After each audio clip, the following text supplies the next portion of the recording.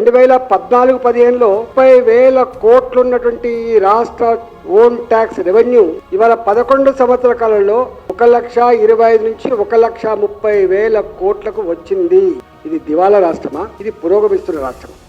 Non tax రెవెన్యూలో కూడా 2014-15లో 6,447 కోట్లుంటే 15-16లో 14,000 కోట్లు, 16-17లో 9,000 కోట్లు, 17-18లో 8,000 కోట్లు, 18-19లో 10,007 కోట్లు, 19-20లో 7,360 కోట్లు, 20-21లో 6,101 కోట్లు, 21-22లో 8,857 కోట్లు, 22-23, 23-24లో కొంత భూములు అమ్మినాం కాబట్టి 19,554 కోట్లు, 23,820 కోట్లు.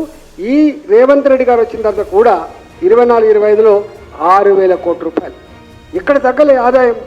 అంటే ఇంత తొందరగా నువ్వు కాడెత్తేస్తావని, ఇంత తొందరగా ఇలాంటి మాటలు మాట్లాడతామని, ఇంత తొందరగా తెలంగాణ సమాజాన్ని కుంగదీస్తామని, దేశంలో తెలంగాణ పరువు తీస్తామని మాత్రం ఎవరు భావించలేదు.